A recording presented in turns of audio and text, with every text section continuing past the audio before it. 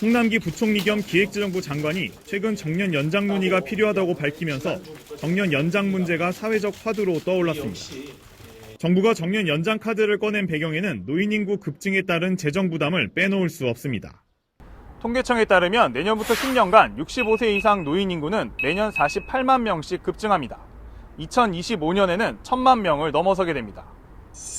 정부가 기초연금 등 노인에게 지급하는 의무성 지출은 연평균 14.6%씩 늘어나 2022년엔 16조 9,725억 원까지 불어날 것으로 전망됩니다. 이런 상황에서 정년을 현행 만 60세에서 만 65세로 연장하면 생산 가능 인구 100명당 고령 인구 비율을 뜻하는 노년 부양비 증가 속도가 최소 9년 늦춰지는 것으로 나타났습니다. 하지만 정년 연장은 청년 실업을 악화시킬 수 있고 기업 부담을 가중시킬 수 있다고 우려하는 목소리도 큽니다. 기업에 부담이 될 수밖에 없기 때문에 적어도 현재의 어떤 해고 요건은 일정 부분은 완화가 필요하지 않을까. 인건비에는 한계가 있을 수밖에 없기 때문에 당연히 신규 채용에는 영향을 줄 수밖에 없다. 취업자 중 고령층 비중이 1%포인트 증가할수록 청년층 비중은 0.8%포인트 감소했다는 연구 결과도 있습니다. 반면 2020년 이후 생산 가능 인구가 급감해 정년 연장으로 대응해야 한다는 견해도 적지 않습니다. 홍 부총리가 향후 10년간 고용시장에서 나가는 사람은 80만 명, 들어오는 사람은 40만 명이라고 한 발언도 같은 맥락입니다. 특화된 직무를 적극적으로 좀 개발하고 고령자들에게 역할을 부여하는 것들이 그동안에 가지고 있는 어떤 기술에 대한 암묵지라든지 노하우들이 있다. 그 부분들을 어떻게 그 기업 내부에서 극대화할 것인가라고 하는 것은 이제는 기업의 생존을 위해서라도. 정년 연장 문제는 국민연금 수령 시기 등 복지 정책과도 맞물려 있어 노사정 등 사회적 합의가 반드시 선행돼야 할 과제라고 전문가들은 입을 모았습니다. 연합뉴스TV 김지수입니다. 지난 2월 대법원 전원합의체는 사람이 몸을 써서 일할 수 있는 최대 나이를 만 60살이 아니라 만 65살로 봐야 한다는 취지의 판결을 내렸습니다. 1989년 12월 대법원 전원합의체가 이 나이를 만 55살에서 만 60살로 높인 지 30년 만이었습니다.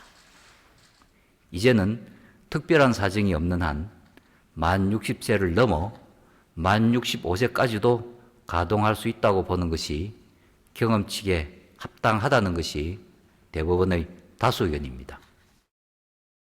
대법원이 우리나라의 사회적, 경제적 구조와 생활 여건을 따졌을 때 만 65살까지는 충분히 일을 할 수 있다고 판단한 만큼 정년에 대한 논의도 활발해지고 있습니다.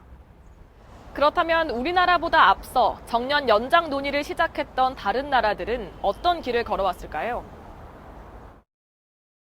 먼저 일본입니다. 일본은 2013년 고령자 고용안전 개정법을 도입해 모든 기업이 정년 연장이나 정년 폐지, 계속 고용 중 하나를 의무적으로 선택하도록 했습니다. 그 결과 지난해 기준 31인 이상 기업의 99.8%가 65살까지 고용 확보를 위한 조치를 했고 70살이 넘어서까지 일할 수 있는 기업도 전체의 4분의 1이 넘습니다. 일본은 정년을 65살에서 70살로 높이는 방안도 추진하고 있습니다. 다음은 유럽입니다. 2010년 유럽연합은 일부 국가에서 연금제도 유지가 어려워지자 회원국들의 정년 연장을 권고했습니다. 독일은 이미 2007년 정년을 65살에서 67살로 올리는 법안이 통과돼 2029년을 목표로 2012년부터 단계적으로 적용하고 있습니다. 영국은 2012년 65살 정년퇴직 규정을 폐지했습니다.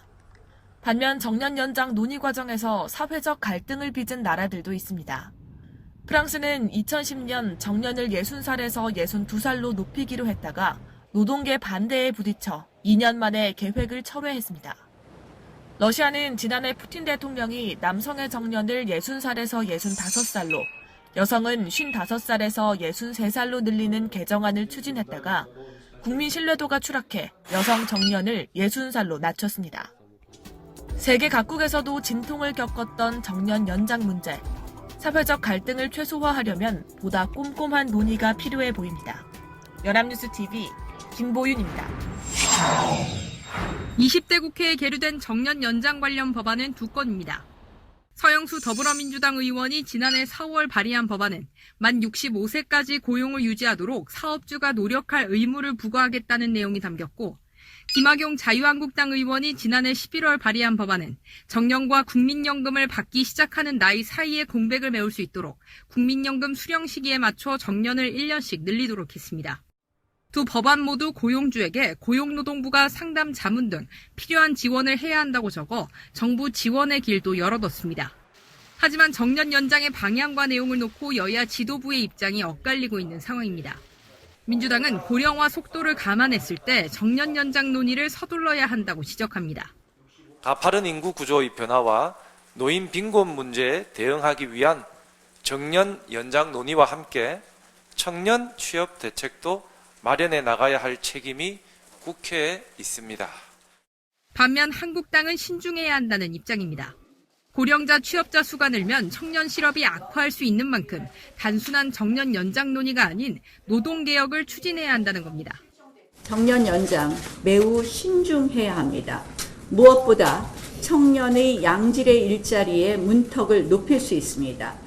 홍남기 경제부총리를 비롯한 정부 당국이 노동개혁에 박차를 가해줄 것을 촉구합니다. 전문가들은 과거 만 60세 정년을 도입하던 때처럼 졸속이라는 비판을 받지 않으려면 정년 연장의 부담을 정부와 기업이 나눠지는 구조로 가야 한다고 말합니다. 이 사회가 각자 이제 부담을 같이 하는 문제, 과거와 같은 나이 많으면 돈을 많이 받아야 된다. 또 60세가 되면 무조건 나가야 된다는 이런 고정관념에서 우리가 벗어나는 것이 굉장히 중요할 것으로 보입니다. 각계의 이해득실이 복잡하게 얽혀있는 만큼 모든 이해 당사자의 공감대를 형성할 수 있도록 충분한 논의와 세밀한 계획이 필요한 시점입니다. 연합뉴스TV 한지희입니다.